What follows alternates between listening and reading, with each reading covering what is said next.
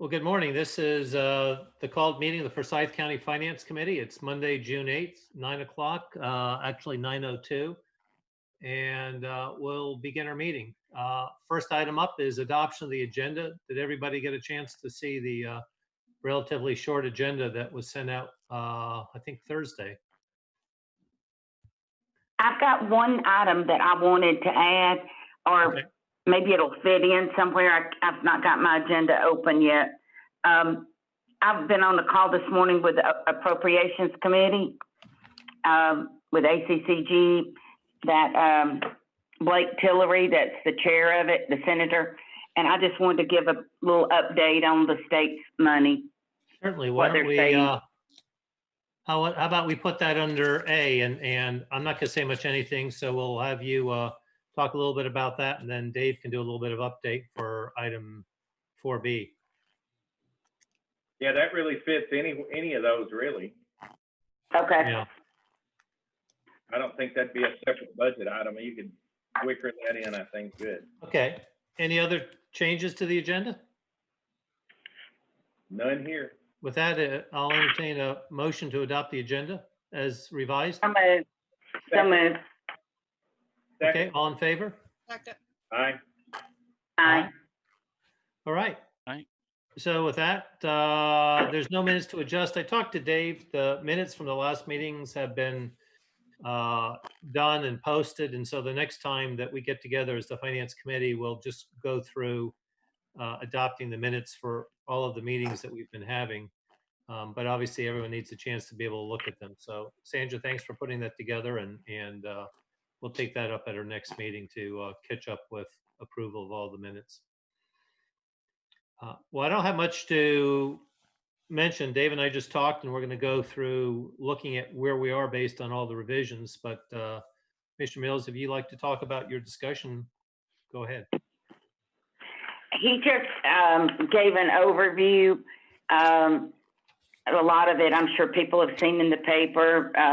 He's newly appointed, so he's sort of been thrown in the fire right now with all that's going on.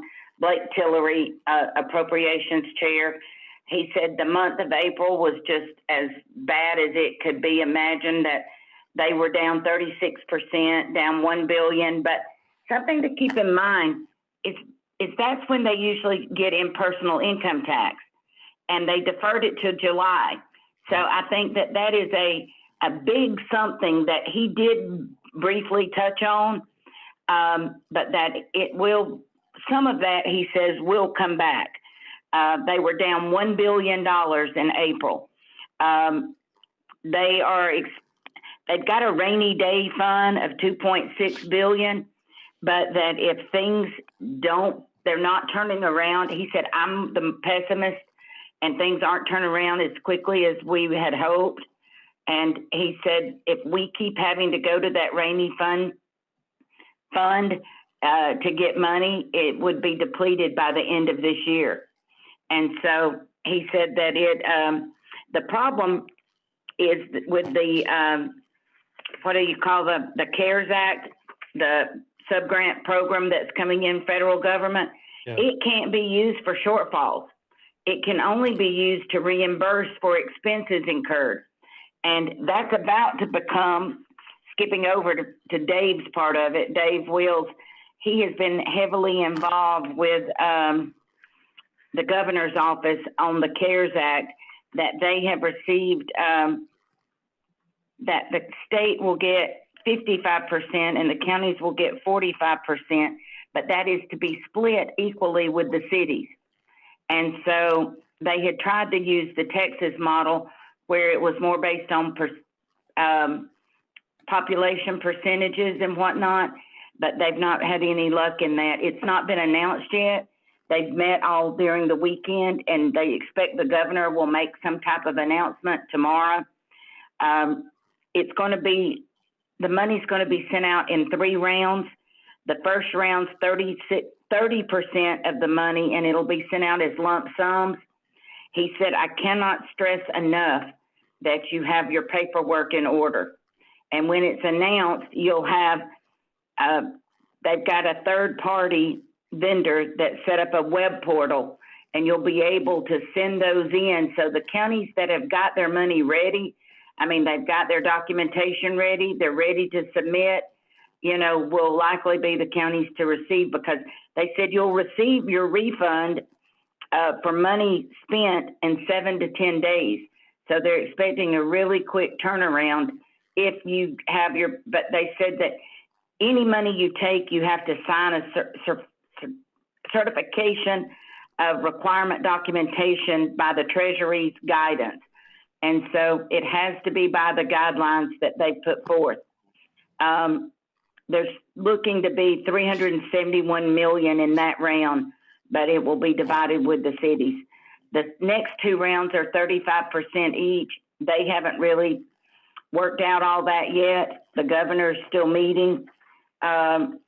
There is, let me see if there's any, they said that there's 24 billion in the state's budget, and there's another 24 that comes from federal. They should receive the money in the next 30 days. I mean, that it should even get to the counties. 2.1 billion to the state can be used for COVID, but not for lost revenue. They thought that they knew they were in a shortage of money anyway, but COVID made it be exponentially worse. They went from 15% though down to 11 because things have picked up some. The sales tax, this should make us feel good. Sales tax statewide is 11% reduction in collections so far. And Dave said ours was much better than that. Right. And I asked him a question about cuts because I had been reached out to by the connection in town, and they're terrified that they're going to lose their money. We've got more people suffering with mental health issues and drugs because of COVID than ever, and they're talking about cutting out their funding totally. And I asked the appropriations chair, Senator Tillery, if as it would be so helpful if we knew as a county in the process of doing our budget, if we could know what these unfunded mandates are going to be that we want to continue, because we really, as much as we've made good and made a lot of cuts and got our budget healthy, if we've got a bunch of unfunded mandates come to us, that's the part that's the unknown that's scary to me. I mean, they went through with the policy council, and each lobbyist for the council spoke about bills that are still active. They think short-term rentals might come back under one of the bills because it failed, but they think it might be added back into one of the bills that's out there. I got it written down somewhere that it might get passed through. They did name some bills that would help counties if they did go through, like moving up in the fines where we're like 9th or 10th now. When fine money comes in, there's a bill in there that moves counties up to 5th. There's also an increase for add-ons for police retirement funds.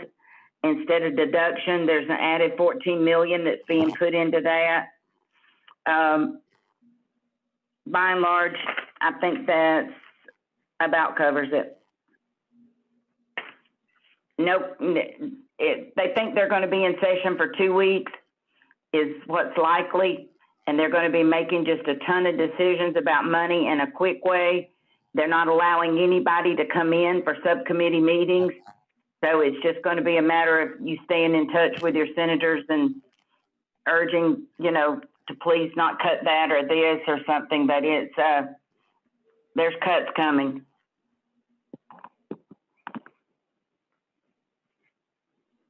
That was really helpful. I contacted Dave like a week and a half ago when they had the second version that they share with the governor. And the challenge is that the Georgia Municipal Association is pressing for a distribution between cities and counties that isn't really in our interest. But they started with that Texas model and then they modified it. And so even though Cobb and Fulton and Gwinnett were large enough in population to get direct money from the federal government, their cities aren't having to share in the money that the county's got. They're getting a slice of the money out of the money that's flowing through the state. And but ACCG is sending out monthly surveys of to look at what's happening with our revenues, and I know Dave got that today. And looking at expenditures. I don't know that we have a lot of expenditures. So some jurisdictions are opening up more money for nonprofits, which would probably be eligible for the money coming through the CARES Act. But in our case, I know that Chris had already accumulated some information. I think he told us a week or so ago that he was going to go ahead and make their first request for funding through FEMA and GEMA. But in our case, most of our costs to date have really been the PPE, which is obviously some significant money, but not in the context of millions, obviously. So What about the money that's been spent on the putting all that plexiglass or whatever it's called in all Yeah. the offices? yeah, those will all be, yeah, you're right. Those will be eligible. That's just not in the grand scheme of things. You know, I don't think we may be spending a few $100,000, but we're not spending millions of dollars. But yeah, all of those should be eligible because they're all related to social distancing and trying to make facilities safer. So yes, those will be eligible. What about the cost that we've incurred from having to do meetings, like our IT department, and having to buy extra equipment and the meetings online, or maybe the equipment might not be? I would think some of that would be covered because of it. No, you're right. Yeah, I'm just thinking that where some jurisdictions have spent a lot of money is when they push money out to nonprofits in the community for feeding people or sheltering. And so we haven't had those types of costs. But yeah, all the things that we've done to be able to work remotely or to make our facilities safe or to make our employees safe, those should all be eligible. Interestingly And don't enough, forget senior services. I mean, I think senior services did a good bit of changes and to get the meals out and different things and had to buy it differently. So I would make sure every department was contacted. Yep, will do. Now, interestingly enough, what we spent on Saturday doesn't have anything to do with COVID, so that wouldn't be eligible. Okay, any questions? Dave, you want to talk about kind of where we are and any other revenues that have come in? Let me update our one data point that we got in. I appreciate, Commissioner, you're sharing the statewide sales tax because I hadn't seen that yet. I was looking at how it compares. So I guess the good news for Forsyth County is that our sales tax collections for April compared to April of last year, 2019, were down 3.28%. So that contrasts with 11% from the state. And now, of course, 1 month is not a trend to make. So I'm really interested to see at the end of June what our May collections look like. But at any rate, I would have thought it would have been more than 3%. So we'll see where we go from there. The next data point we'll get in will be our auto sales taxes, which we'll have available for the board meeting next week when we go take the millage recommendation to the board in the regular meeting. Other than that, I'm ready to just focus briefly on the front page of the summary of where we're at in our updates. And then we'll make sure that the only real recommendation we're looking to the committee for the full board will be the millage rate recommendation for advertising. If you have that 4-page summary, or Stephen, you just put the front page up. I'm not going to walk through any particular changes in the back page. We just updated some things. We did reduce the social services funding by $35,000 for now. I think that probably can go further. And we did reduce the compensation reserves even further for positions that will not be hired till after July 1st. Did Sandra send that out? The summary, the summary should have gone out. Was it sent by Sandra or Becky? Sandra sent it. I think Sandra sent it. And if not, we'll send it again. And Stephen, do you have that up on the screen? Yeah, there it is on the screen. I've got millage recommendation. I'm sure it's here somewhere. Yeah. Stephen, you can go to the front page of the summary there. Now just walk through where we're at. I got it. There we go. Okay. And it's on the screen too. Okay, going through the front. I have a question on, we Sure. talked about this last time. on the salaries, because I know that some of this is the result of the salary study that was done last year, are the results of that salary study that we got last year. And in a lot of these departments, quite a few, as a matter of fact, you had a standard increase in payroll that was at give or take 4%.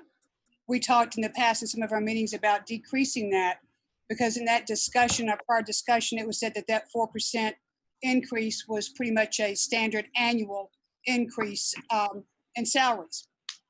So my question is on that, is that something that you have looked at as far as decreasing on the salaries of that standard 4%, if that is something that we can actually afford, since we do not have a clear view as to what our revenue is?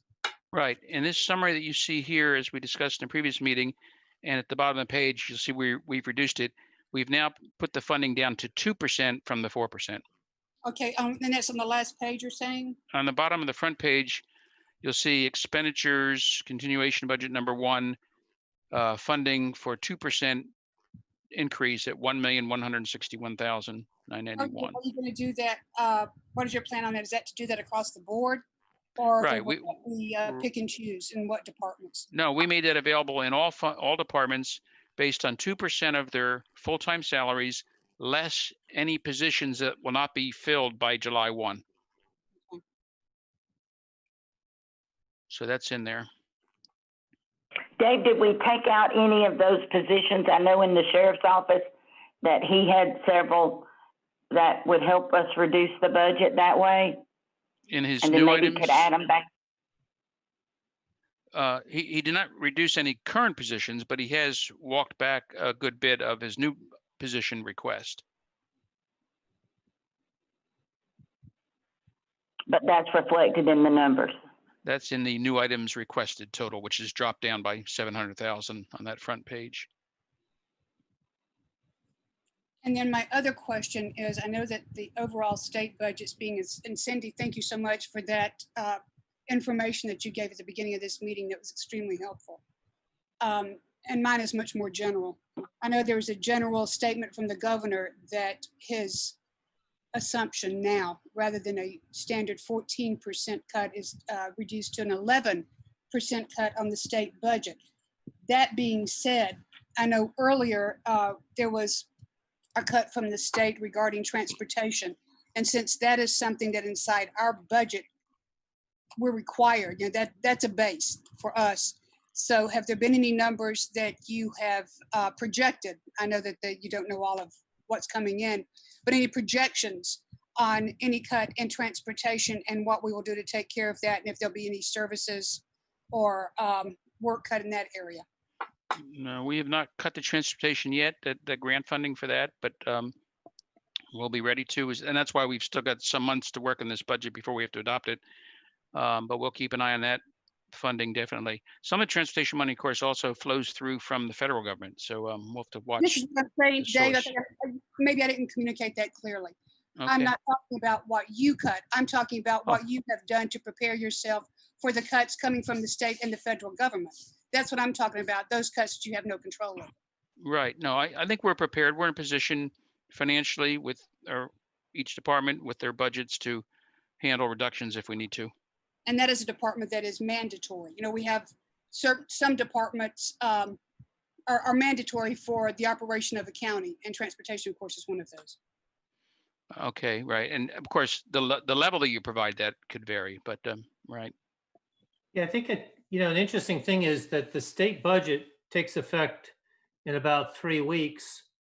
So what the state does in terms of cutting the state budget, I'm glad you brought that up, Commissioner Cooper, will impact our current year budget. So the most immediate thing we'll have to do is to look at the current year and how do we absorb anything that flows downhill from the state to us in their fiscal year that starts 3 weeks from now, which is 6 months before the year that we're looking at. Obviously, what the state does for their fiscal year impacts the first half of the year we're looking at.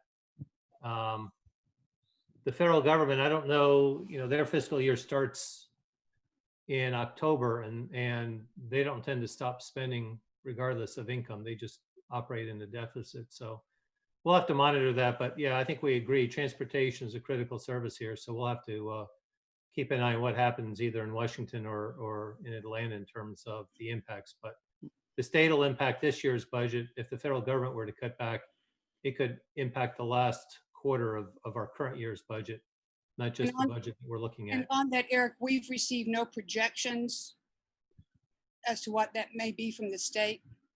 They've got to make decisions, and they're in the No, process we of haven't. meeting to do that right now. Yeah, well, Right. I'm just asking you that you have not received any projections from the state as to what will be cut that will be affecting us for the remainder of this year. No, we haven't Not seen yet. any. No. All right. Of course, our main transportation program They- is Dial-A-Ride, which is federal funding. And so we're watching it, but they're reducing our federal funding under this 6311, if I got the number right. We're converting over from rural to urban in 6307 after the census. And so they've been reducing our federal funding for Dial-A-Ride for several years, and we've been filling the gap. So we're down to about 170,000, I think, or less now from federal funding for our transportation program. Dave, aren't we in the process of banking some of those grant revenues We are, the so that when the study 6307. that is underway is done, we'll have the opportunity to decide how best to use them. So that Right. gives us a little bit of insulation, the fact that we're not using all the federal grant dollars that are coming in. We're holding them back. Right. By contrast, whereas Dial-A-Ride has been reduced down 170,000 or less, those funds for the urban program have been over 600,000 per year. And then we now have access to those. And you're right, with the board just approved banking those a meeting or two ago. So if they're cut, just the amount we banked will be less than what we set aside.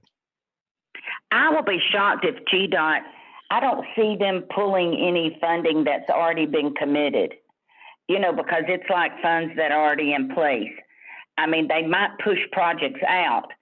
I mean, that's just my feeble guess, but I don't think that you're going to see them pull funding from 369 or from other things that they've already committed to.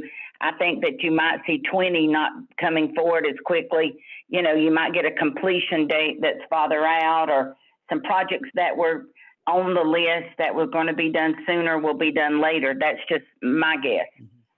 But that's typically the way you see them do. Sure. They don't want to hold up the projects that are already in the pipe that are so far along.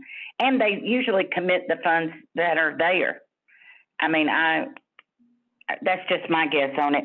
I did think it was interesting on the call, Deborah Nesbitt, that's over judicial, said that there's so much talk of the courts being cut tremendously by the state, and that's, to me, that's what's so scary is that, and Deborah talked about it, is that they've been waylaying and backing off all these cases.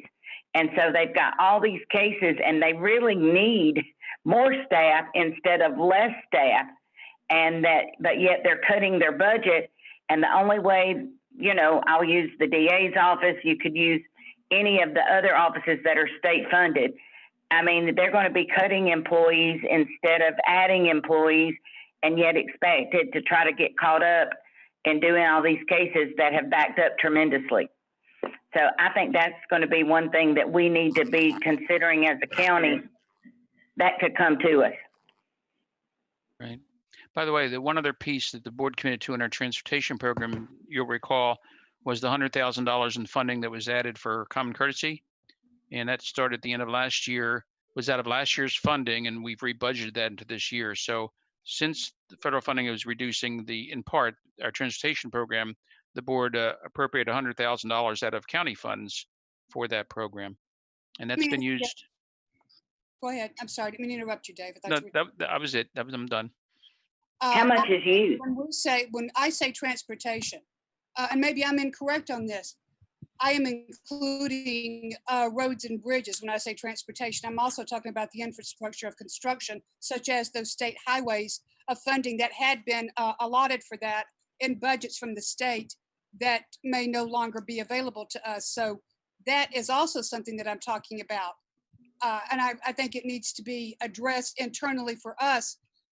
And just answer my question, if you would, have we done anything internally in projections for our infrastructure of funding that comes from the state as to what effect that will have on us? No, we have not. We haven't seen any word in that either. I'm trying to think of the projects. Remember, most of it's local funding. we have some smaller grants and a couple of those projects for $1.5 million or $1 million. There were And those, grants. and I'm guessing, I mean, I'm not down there making those decisions, but I'm guessing those grants may be something that are affected by cuts.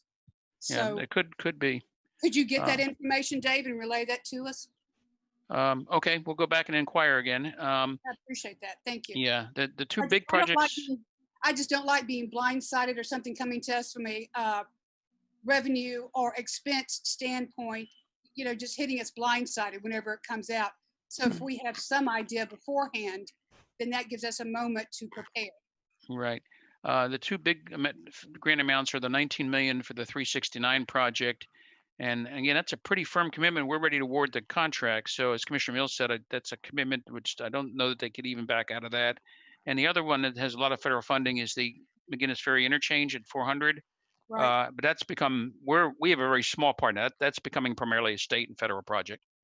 And that's it. The rest of the projects are mostly our funding, other than $1.5 million grant here or $1 million grant there. Okay, then from the standpoint of our funding, is there anything from our standpoint that we're seeing a possible reduction? Because let's Well, face it, infrastructure, that's another, when I say transportation, I'm also talking about the county's infrastructure as far as roads and bridges go. Therefore, with that, do we have anything that we're seeing a problem in our being able to take care of our infrastructure as we had assumed we'd be able to do prior to COVID-19? Right. Not yet. The main funding source we get for repaving our roads comes from the LMIG state program, which comes, from my understanding, directly from fuel taxes. So I would think, to the extent if fuel tax collections are less, we'll have to watch and see if they reduce their funding in that program. That's a full program, but I mean, all of our roads are on a schedule to be repaved on a regular basis. So if that funding was impacted, we'd have to probably back off of that program somewhat. That would be the other risk right there, would be the repaving program. Yeah, because see, what I'm talking about is, and Cindy and Dennis can certainly validate this one for me. When it comes to your citizens of Forsyth County, this is, I would probably say number one. Yep. Is infrastructure. And Dennis and Cindy, we get it all the time. So if there is going to be a decrease, we commissioners need to know, and we need to know what the county has prepared to take care of the roads and the infrastructure, of anything that we have scheduled, if there's going to be a decrease in funds to be able to follow through. Right. I definitely think LMIG is the one that's the most at risk. And that would be changing the paving of the road schedule or something, but that's a big one. I mean, fuel tax was down it was down 80% at one point. I'm sure it's caught back up some. And that's something that we just need a regular update on, Cindy, because you know good and well, if something that has been targeted and promised and projected, and we're not able to follow through because of LMIG, then, you know, people want an explanation, and justifiably so. Right. Yeah, and I think giving them periodic updates, That's what I'm talking about. Absolutely. it helps us Yes. soften the blow. Mhm. It does. Dave, how much of the 100,000 that we allocated for the supplemental, the whatever it's called, I can never think of the name of it. Ride sharing Common courtesy, the program. Yeah. How much did they use? They just started using a little bit at the end of the year. I think it was less than 10,000 because we re-budgeted most of it, but they've been using it more now. From what Avery said, while our dial ride program's been down 40 or 50%, he said the common courtesy was not down as much. I don't have a dollar amount in front of me. Staff could look that up while we're talking, but I still think we have most of that 100,000 still left to spend this year. So good. I thought though, Renee Unterman had called me the other day. I know Molly had talked to her too. And she said that Lisa Bennett was really concerned with her numbers, that a lot of the parents are scared to let the adults, special needs adults, come back. And her funding relies heavily on the numbers from Medicaid. So she was just saying that was a big, big deal right now for her. I haven't talked to Lisa about it, but Renee just told me that when she called the other day. okay, very good. All right, if we're ready, just briefly on the summary, and then we'll go from there. On the summary, you will recall we start with the 2020 adopted budget, the total estimated revenues, which we have not changed yet, although we should get our final digest in, I think, within the next week or so. for millage purposes. And then we showed our reduced now, what is now the preliminary budget for the current service level is now down to 149.1 million. And that's a 0.4%, 0.4% below the current adopted budget. Two more numbers I want to tell you about that we didn't have ready for production in the middle of last week when we printed and produced this. We're just about done with the capital replacement program, and I'm very confident now that we can reduce that transfer out of here, the 3.8 million on the bottom to capital. We can reduce that by at least $500,000.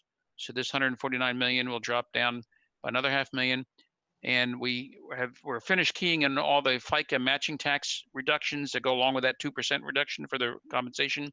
That'll take off just under another 100,000. So that 149.1 and will now be down to 148.5 million, 148.5 million. So that's going to drop down even further. And what you also see in the summary there is the new items requested have now dropped from, they were over 3.7 million before. They've now dropped down to just over $3 million. That's that whole list. And of course, management's not recommending that the full board consider funding any new items yet until we go through a few more months and see where our revenues are going before we adopt the budget. And we'll meet regularly on that. So that's the summary. If there's any questions, that's where we stand right now. Dave, did you reduce any from social services that we talked about? Right, that's reduced to 35,000 so far, from 435 down to 400. I think we can do more, but I'm going to take a look at how much the placements are going this year, the Jesse's House and the Bald Ridge Boys and Saft. And once I get a better handle on that, because I'm going to have them fully funded in juvenile court and then reduce the social services funding down accordingly. But 35,000 for now. It could be more. In my mind, when I first looked at it last year, it looked like we had maybe 75,000 total available. But Yeah, I need to look at. I was thinking 75 or 100. Yep. Let But I me need to ask look at the usage. I'm on sorry. the Go ahead. Services, could you please give us some information regarding a comparison of the cost that we've had so far whenever you're doing it as a invoice, when all the services are invoiced, because all of them are right now, right? The four remaining organizations that we came up with fixed dollar amounts for, but they are, you're right, they're under invoice for services, and this is the first year for them, so we have to go look at that. And that was my question. Have you done a comparison of what I have not the no. prior year? I mean, even if you have to break it down month by month as to what it has cost on an invoice basis. Right. No, that will be part of my total review in order to reduce that 400,000 down lower. I knew we could do 35,000, but you're right. We'll have to look at the usage of all of them and see if we can back off that number, how much more. The tendency we found after we put last year Bald Ridge Boys and Jesse's House on actual fee for services, the tendency was they came in well under the dollar amount that was allowed. Mm-hmm. Because the thing is, I'm excuse me, I'm concerned about cutting services themselves, and I really am. But it is so important that the services that any of the services that the county funds or reimburses for, that we are doing that as economically as we can before anything happens as far as cutting services. Because these services, I don't know of any service that we have on the social services list that are not important or even mandatory to our community. Right. No, they're all very important if they're done correctly. And that's the point, is that it's done economically without cutting the services themselves. But I think that now that we went to the budgeting process, the invoice process, that Dave can clearly see what those are going to be. And there's no sense in us letting money just sit there if we're in a crisis and needing to cut. Well, I agree, but we haven't been given those numbers. And this is the 6th month, so we should have those.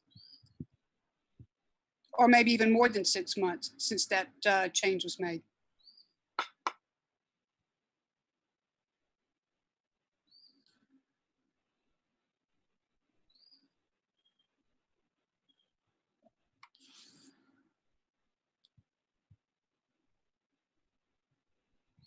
All right. Can you hear me? Yep. Okay. Any other questions on the budget summary?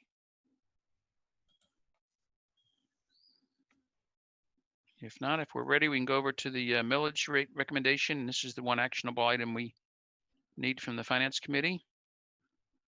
And see if Stephen has that up on the screen. That was in the package.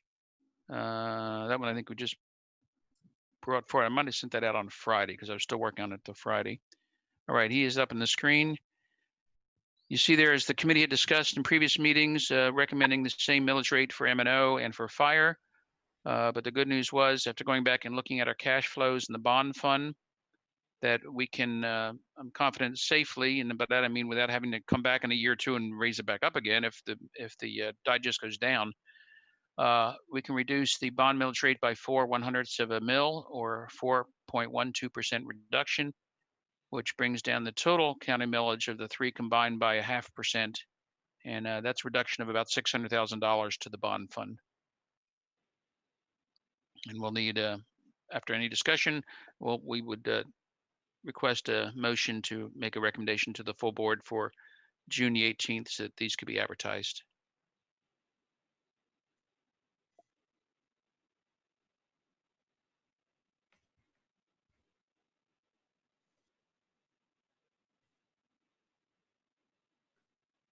Any questions with that? Yeah, for me, sorry, I'm not trying to be a pain, but maybe I am a pain. But then it's my job to be a pain. On the M&O, and that's just going across, status quo. Is there any way in that M&O that can come down? Sure. I mean, it's up to the board to levy it where you Well, want. see, here's what I need from you, Dave, okay? Is how does this M&O number, this M&O percent, and the cuts that we have done, what part of that can be reflected in the M&O? I need that kind of information. I'm not, I don't know what part goes into that from all these cuts that we have made internally. So, okay. Go ahead, Eric. well, so I guess a couple of thoughts. One is, Commissioner, so we have a list of items that have been requested, and as Dave said earlier, at this point, the suggestion is that we not make any decisions about those until we get a few more months worth of data. Because if revenue declines more than Dave is currently forecasting, you won't have money potentially for any of those, and you may be cutting some existing services. So the challenge with setting the millage, because of the fact that that's the one thing that has to be done in the near term, is that you'd be cutting a revenue where you have certainty, because the millage rate times the tax digest determines the revenue, but you don't know what may be happening with other revenues. Last year, we lowered the bond rate and increased the M&O specifically to have the capacity to deal with the fact that, going back to some of what you're talking about, we have a capital program, and every one of those expansions of operations that are associated with that require people that aren't on the payroll today. So, for example, as we bring linear land out of the ground, it's going to have staffing requirements. That's probably a good example, because that's a very large single park project where we're going into an existing park and renovating. There may or may not be. So Bennett, to the extent that we just added some additional land, if we want to do more with that site, or if at Sharon Springs, if we want to do more at that site based on redoing it, then not next year, but in the subsequent year, if you have additional staff. Right now, just looking at next year, we've got a request for additional staff because we've got the extension of the Greenway that is, large parts are already done, but that's getting close to being completed. And so Parks and Rec is asking for additional staff. So, the answer is, can you cut the millage? Certainly. The challenge right now is that we don't know whether the capacity that we have right now, potentially in next year's budget for additions, could go away based on other revenues that either continue to decline or don't recover as quickly as currently projected. So, Eric, excuse me. I understand all that. I really do. Thank you for that. I do understand that. I get that. Here's my question. One, what is the deadline for us setting the millage rate? Okay, what's the deadline on that? That's one. And number two, when you talked about the parks and you used those, when you use Lanier Park, Bennett Park, and Sharon Springs, all three of those, is that part of this number? Here's how it is. Are you saying that that is projection could possibly be if this thing is cut, that those are the three things that could possibly be affected? So Or let have me you respond. been for that consideration? Yeah, so Commissioner, Dave started last year at the suggestion of Standard & Poor's, one of the rating agencies, publishing a 5-year projection. One of the things you do with the 5-year projection is look at the affordability of future commitments. And the challenge is when you commit to build a park or expand a park or renovate a park that has operational implications, then you have to look at the affordability a year out or 2 years or even 5 years out of staffing that. Because once you make the improvements, the public has an expectation they're going to maintain and operate it. The challenge is if you were willing to lower the millage rate this year and increase it 2 years from now, then that might be a viable option. My experience is it's very difficult to raise a millage. And so every time you make a reduction, you have to do it with the understanding that a future board may not be willing to raise it back up, even Okay. though you're only taking it to a level that had previously existed. Yeah, So let me comment on the And process. thank you for all of that. I really do appreciate it, but you kind of wrote a book when I just had a question. So my question is back to my question. yes, On those three parks that you mentioned, was the staffing of those three parks part of the consideration for this rate on M&O? for me, yes, because you need to be able, you have a 5-year projection and you need to be able to have the growth in the revenue, be able to accommodate not just the increase in cost of what we do today, but the staff that'll be required to operate expanding You operations. said that, and I got that. Thank you very much. Okay. I think Let third me- time let you me- said it for me. But let me I'm trying to get very specific here. Plus, I've got a house full of kids here, so I'm kind of like moving those along. I think I So, got the answer. The thing too Go ahead. on this, was staffing Denmark Park part of your consideration on that? Because that was a 15 to, I believe, 17 million project that got put on there. Up top, Dave, number Dave, do one. you have that? Greenways. I don't think we had That's the, part of that consideration. And no, if in the, not, then how could it not be whenever that was at the top of the list? well, in the 5-year budget at that time when I did it, I don't think I had the full staffing at Denmark Park in there out 2 years. Commissioner, I may go back. I don't think we answered your question about the process for the millage rate, if I may. Thank you, Um, please. so next week, when the recommendation goes to the board for advertising, this puts out there, for example, this 4.791. If it's advertised, the board cannot go above adopting that. However, they can reduce it by the final adoption date after the public hearings will be on the second board meeting in July, which I believe is, if I'm reading my calendar, is Thursday, the 23rd. Mhm. So the full board has the opportunity to reduce this rate, the rate that would be advertised, up until July 23rd. At that Thank you. point, whatever they adopt is in place. Thank you very much. Appreciate Oh, it. I have a Go ahead, comment Dennis. there. We're seeing shakeouts in our tax digest. Mhm. I know Steak and Shake was one of those that were going to be cutting stores. I don't think we're seeing yet the full impact of the COVID on the tax digest. So I'd be very, very cautious about considering a cut at this point to the M&O because of, I think those are somewhat delayed and that comes right out of the tax digest. So even with the tax revenues down, that's another part that I've seen some rumblings about closing businesses and some permanent, what is that?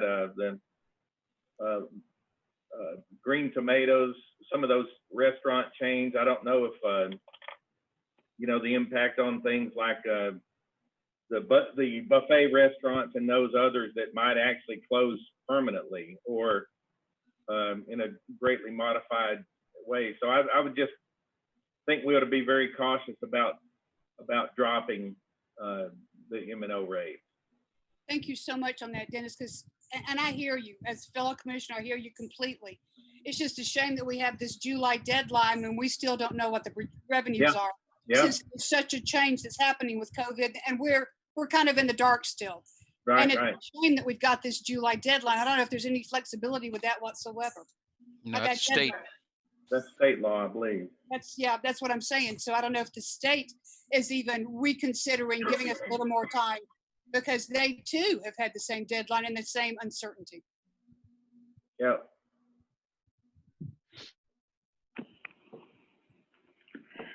That's the reason though, Molly. I mean, and I'm usually one wanting to cut the budget and do rollbacks and everything, but with the unfunded mandates hanging out there, I don't think we're in a position we can cut millage. I'm tickled that we've got this bond that we could cut it, but I'm fearful that we're going to have a lot of things that we're going to be called on. If we're going to keep our level of service for these things in place, then it's going to be called on us to find money out of our budget. And if we cut the millage, we're not going to have any money to be able to do it. And no one is in my neck of the woods is talking about any reduction in services. They're still wanting all the parks and the sidewalks and everything that was before. So that mindset is still not changed. So I think we would, just throw that in.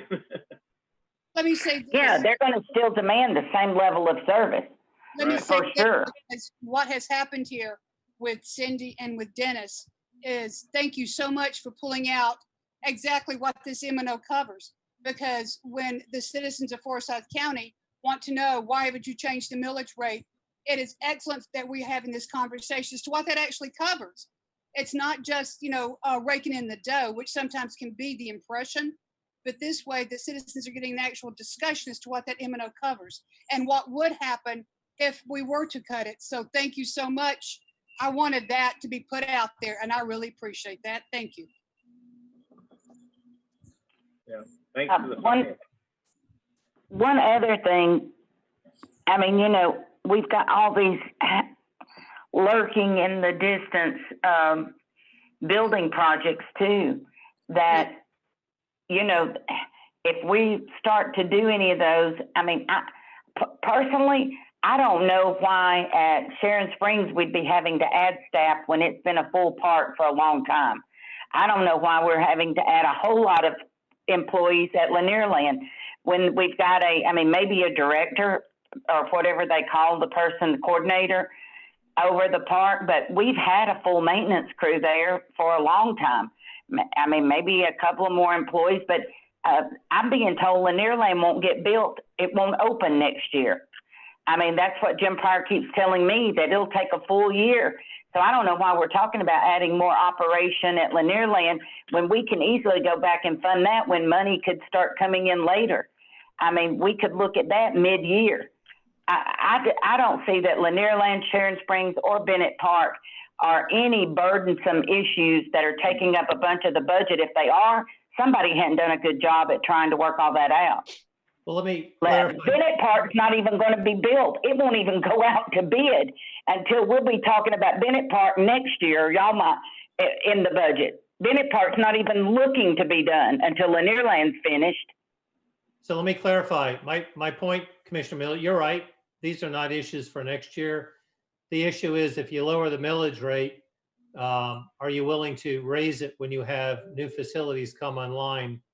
And it's tough in even a good year to get a millage increase. So that's typically why you try to keep your millage unchanged rather than go down some years with the thought that you're just going to increase it because typically there's a lot of political pressure when you go to increase a millage. So everybody remembers. I think our millage, I don't have anybody complaining to me about millage rate. What I have people complaining to me about constantly is the appraisals. And that the appraisals, even especially the tax bills arrived in the middle of COVID. And that, I mean, people are irate that their tax bill, they say that we're doing a tax increase via the appraisal process instead of doing it a true what they would rather, than raising the millage rate. And people think the Board of Commissioners are behind it and that we're telling Mary to raise these things, which I've been screaming, why are we raising them? I don't see that they're justified to be raised. I mean, I think that eventually the state legislation is going to come down on those appraisals and come down on our government, just like they did on Fulton, because our appraisals just keep going up and up and up. with using these new methods to calculate it. Triple dipping is what I call it, and I just don't think it's fair. I've said that repeatedly, and I think that one day we're going to get caught up in it, and we're going to be hit hard because we've been pushing the envelope way too far for way too long. Cindy, do you have any idea? Because I don't. I haven't even opened up my new appraisal. I'm not dying to see it. But anyway, does anyone have any idea as to, and I know it's all over the place. I mean, last year was all over the place. So is it still all over the place as far as what the increase in appraisals go? I know for me, there was one appraisal on a property that went up as much as 26% last year. So do we have any idea? A lot of people's was that. Mine went up again. I hadn't figured it out percentage wise, but it went up a good bit. Yeah, mine went up 1.5%, so mine didn't change much. Well, let me ask you, you said, Cindy, you said something about a change. What changed in the way these are done? I mean, these appraisals, because you're right, this is a constant. These appraisals just keep going up, up, up. It's by state guidelines. We don't have anything to do with it, and we're not asked to give input on it or anything. We just get blamed for it. But they use these three methods, and one is, I had Mary do a whole presentation before our board, probably before you got on it, but it was, they have comparable method, then they have replacement method, and then they added in this new thing that it is like they add on things for like nice things, like if they think you've redone your driveway, they do a bit. That was what she explained to me. Or you did a lot of landscaping, or you did repairs to your home, and all of a sudden you get hit. And I have said to Mary in public meetings, Mary, then that's part of the replacement value. I mean, that's part of your comparable. If you're comparing my house to another house, the nice landscaping and the sidewalk or the brick or the accents or the driveway, I said, so when my driveway was busted, did you give, because I just replaced sections, did you give a deduction when it was bad? Are we enticed? Are we trying to tell people we want them not to fix up things? We want it to look as bad as possible, or we're going to charge you. We're looking at people with drones, it seems like, and we've got people looking in their back windows to see if they do anything so we can sock them with another higher appraisal. When to me, it's triple dipping, and I'll argue that all day long. I've told Greg Dolezal I think it's wrong. I know it will take a hit to our budget, but in my opinion, if we're going to go up on people's taxes, we should do it legitimately with millage rate increases instead of doing it through the back door with these lofty, I just don't believe they're accurate appraisals. And I've sold real estate before I did this job. And if I had went out and said, Dave Gruen, let me sell your house for you, I want to be able to give you a price that it's sellable. I wouldn't say, I would show you comparables that are like your house, like a community you're in, like the things around you. I wouldn't say, oh, well, then we can add another $50,000 because of this and another $50,000 for that. That is triple dipping. You don't get that when you go to sell. I'm telling you, I know that. Okay, on that, and I certainly respect what you're saying, Cindy. So with that, you're saying that this criteria, this triple dipping is happening statewide because it's the Yes. state doing this? According to Mary, it is what they have allowed to happen statewide, and it gets more money to county governments. That's it in a nutshell. Allowed or required? It is what's required, and Dave, you correct me. It is it's got something to do with utilities, and you have to be able to appraise to the 92nd something, or you can't charge utilities for you can't tax them. Eric, you know what I'm talking about? Yeah. Dave? I'm not that well versed in that aspect of it. I mean, we've heard about it, but yeah, it's the issue that if you don't have a high enough level of accuracy, that you pay a penalty with the utilities and what they get charged. We'd have to have Mary give us the detail. I mean, I've heard it like you have, but I don't remember the. Could you get those? Could you get those out to us? Because we have to answer these questions. And Oh, we could ask we could ask Mary to provide If you something. would- If you would do that, please. Okay. Well, to make you all feel better, I just looked at my assessment and mine went up 15.3%. And since I'm just now getting the homestead, that means my taxes went up by that amount. Mine's 9%. But I would argue that my assessed value last year was artificially low. Well, I wouldn't argue that on mine. Yeah, but Dennis, we I might. will definitely not argue that on mine. No, me either. Absolutely I not. think I'm catching up with what the value should have been last year. Because, and Dennis and Cindy, see if you're with me on this. This is something that and Cindy, I'm glad you brought up the appraisals. I was on the millage rate, but something that this community gets really upset about, okay? And I want us to be able to give a logical, informed response as to what's going on with that and who's responsible. So if it's required by the state that we use all three, then we have no choice.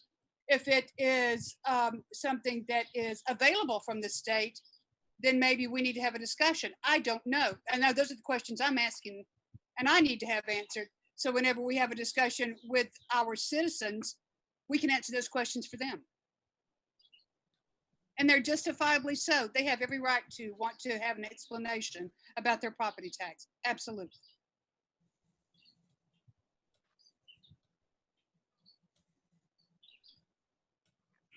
That's why I got Mary to come up and give that explanation last year or year before and go into detail about how I was hoping people would understand that we don't give any input on that. Nobody sits down and says, hey, how much money we need this year? I mean, that is not occurring. That's against the law to occur. But it is, and Mary has strict guidelines that she has to go by. I mean, she told me that I got more complaints about commercial than ever the year before. I mean, unbelievable how much it jumped. And she said that they did a comparison and they had not went up. And so they just did it all at one time in this big swooping brush. And it made people's taxes jump 50%, some of them even higher. I had people coming in wanting to meet to return their commercial property back to agricultural. And I'm like, do y'all know how much money we're spending to get more commercial in the tax base? And now we're taxing them out so they can't even pay the taxes on it. I mean, we don't want people taking it back to agricultural if they've got commercial. I mean, we were pushing them in that regard. We were doing that ourselves. Well, to me, taxation is, my word, it's a Rubik's Cube. And it's so complex. And to have Mary talk to us maybe again would be great for me. I mean, I don't want to, if need be, I can just meet with her personally. But if that's something that would benefit everybody else on the board, then maybe we could do that once again. You guys just tell me what you think. I think we should. I think it'd be good so the public could hear it. Mm-hmm. Yeah. Why don't we invite her to come in the night that the board discusses the millage so that you have that context fresh before you take that vote. I like that.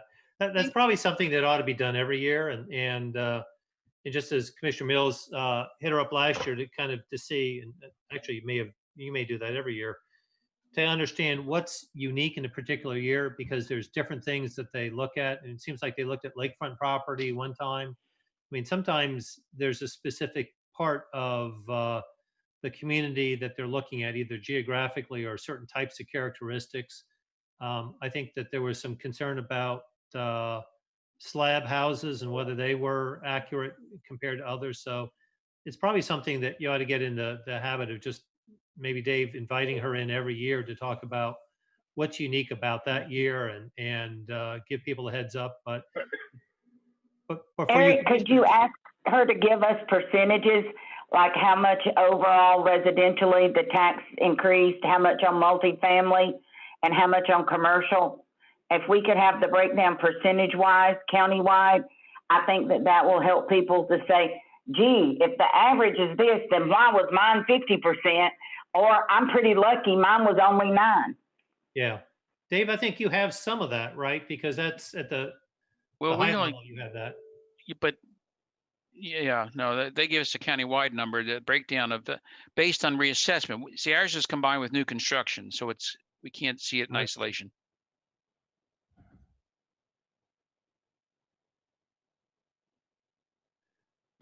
All right, so we'll queue up Mary to come in and talk at the board meeting, so you have that before you're asked to vote on the millage. Thank you so much. That is so helpful to me. Thank you. Thank you for bringing it up.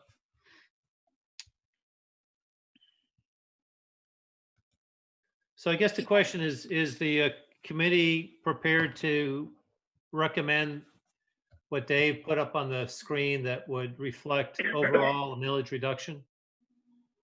And recognizing that's the highest that you can go, or that the board would go. The board does have the opportunity to come back later and lower it if the board chose to. I'm fine with that. Yeah, me too. Okay, do I have a motion to make that recommendation to the So board? moved. Second. Okay, all in favor? Aye. Aye. Aye. Aye. Okay. Motion is adopted unanimously. What else needs to come before the committee today? Dave, anything? That's all I have for now. Okay. Anything else anyone would like to suggest before I ask for a motion to adjourn? Do we have any idea when our next meeting will be? Will we be just getting now back on our, once we hear from Mary, but you're going to do Mary at a board meeting, right? Yes, ma'am. I think that's Rather than important to the have next it meeting. before the Okay. board votes. All right. Are we to the point then of going back to just a regular finance committee meeting schedule, or do we feel a need to continue with our, so to speak, weekly meetings that we're doing now? Well, let me ask you this. Would you like to go to once a month through the summer so that you have the opportunity to see where we are? Finance can report on revenues each month.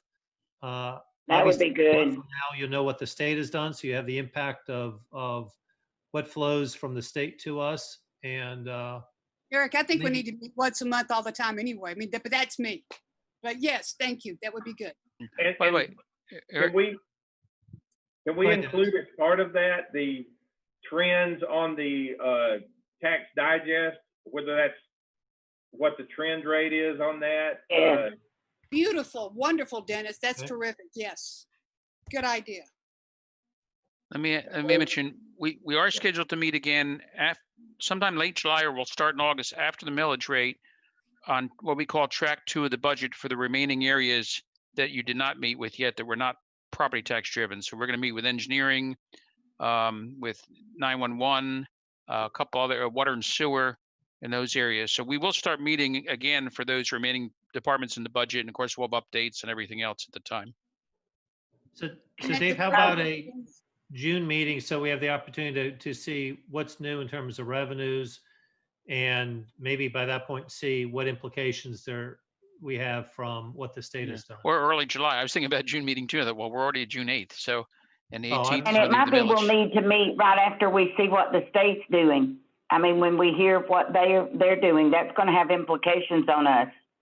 Yeah, Yeah, I forgot what month it was. Yeah, I'm thinking early July so that we see, Yeah. as Commissioner Our- Mills said. We scheduled our first track 2 budget meeting for July 15th. Now we could hold to that. I just thought maybe we'd go a little bit later with it, but so second half of July could be our next meeting, or we could do an update meeting in the beginning of July. we I'll need be to out of update town you. the 1st of July. I'll be on vacation. or if we get a significant something from the state, we could do a special called one, couldn't we? Correct. Okay. So why don't we stick, Dave, Um, with your current schedule? All right. But first of all, you can send updates as you get data in so that we Yeah. all get that as quickly as. Yeah, it- as soon as we hear about things, we're glad to send updates just directly to all the commissioners, not waiting for a meeting. That'd be Um, great. Thank you. And so yeah, so we'll stick to our calendar for July 15th is the first track 2 budget meeting. But send Okay, out and what information time- based on revenues, and then we can do a special called meeting if something comes out of the state that requires this group to be able to look at it and make recommendations to the full board. that may have an impact for our current year's budget. Right. Thank you. I've got a question. Kind, I'm sorry, Cindy, but Dave, if you'd be so No, kind, could you have your department send in what you have for the next year, if it stays as it is, from say July 15th, and put it on our calendar so we commissioners can plan ahead that this is the meeting that we're going to be having, say, September. Okay. I So, like having that. It really helps in being able to get us organized. okay. So we'll try to schedule the meetings all the way out to That'd be adoption. good. So, It'd be very helpful. Yes, thank you. okay. Nope, that's good. Great suggestion. And just get it on our calendars so we know, please. Okay. Thank you. I've got a question that I wish staff could look into before we meet with the engineering. It was raised to me, about projects. There's a lot of people that complain constantly about road construction and companies not being there working and it taking so long. And Ken mentioned to me that some counties have a construction manager that is by the county, and the county has those people that go out on site that keep up with each of the construction projects that, I know that we've got the utility, but do we have somebody that is just a construction person? We hired her last year. I think there may be a proposal to add a second person based on the size of the projects you have and the number. And I can't think of her name. Dave, do you Is remember? it Kim? No. Is it Kim Riley? I think it's No, she's Denise the- House. What? Denise House. No, it's not House. No, Denise does the money, doesn't she? Yes. You're I talking think about it an is actual Denise, but- project manager. No, I don't know. Oh, the project Denise manager. Farr. Denise Farr. Farr. Yeah, so Yeah. Denise Farr is over that, and the construction inspectors report to her, but yeah, I think I heard that there may be a request to add a second person because of the significance of the projects that we're in. But see, I think there's a big loophole that's missing in communication on those projects that might hold these people more accountable to keeping their work going. I mean, I'm telling you, when 369 starts, you're not going to need it, because I'm going to be, if I'm still in office, I'm going to be all over it myself, because I have to drive through there every day, multiple times a day. But I think that if they have somebody they're accountable to, I'm of the mindset our contracts need to be rewritten anyway. I wish we had an incentive factor in it that if you get done on time, every month you get done early, you could get a bonus or something. But I just think that the way the citizens see people, they drive by, there's barrels everywhere, there's one lane of traffic, and there's nobody there working. And that makes people irate. And it goes on and on. If I read one more thing about Pilgrim Mill Road, I'm about to pull my hair out, because it's like, oh, it's a this, oh, it's a that.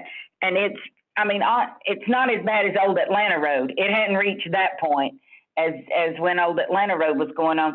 But at the same time, we need to do, I know we have contracts, I know we have built-in rain days, but we are failing communicating that good to the public, I feel like. Yeah. That's one area that impacts everybody, and I agree with what you said, Cindy. If we had some kind of incentive to where we could, because it just helps everybody, and we know how they shift around the shell game with the resources to finish projects, and we know all that. It's adds to their bottom line, but if we had some way that we could make that more accountable, it would sure be better, I think. And I know next to nothing about it, but I do know that with the landfill, ever since we've invested that money into Sam Buckles, that landfill has smelled better. And ever since we had an environmental engineer that has been out there, and Charles, that they have picked up their game. In fact, they picked up their game so much, Advance hired a person to be with, this Hood guy works with Sam. They had to counter with a person. And I just believe that if we want to, we've got building inspectors that go around and talk about nails and talk about this, and yet we've got road projects that we're spending $50 million on, and we just need to be on it. I just believe we need to be on it, that if they've got thresholds and guidelines, we need to be on them so much more. Same thing goes for building parks. We're spending a fortune on parks, and we need to make sure they're giving us the work that, not just the building of it, but that the construction contract is being met. Like that, I think it's a cost savings. I think it'll pay for the salary. If we've already got somebody doing it, then why are some of these projects taking forever to get built? Yeah. And costs keep going up over budget every time there's a delay. I mean, just because we give somebody 3 years to complete a project, why has it got to take 3 years? Why has it got to, I mean, why can't it be done sooner?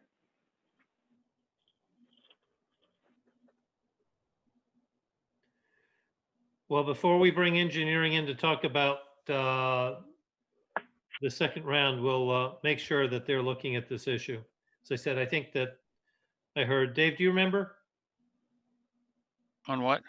Have you heard? I mean, I think I've had a discussion that they were looking at getting Denise some assistance based on the I'd have to size look of at the their project. new item request, but I'm not sure.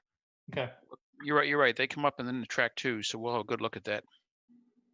And also Donna's office in the contracting process is part of it too, I think.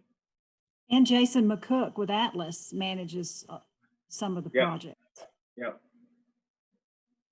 Right. The whole process. All right. Anything else? I know at least one of you has to go. Maybe all of us do. Do I have a motion to adjourn? So moved. Second. All in favor?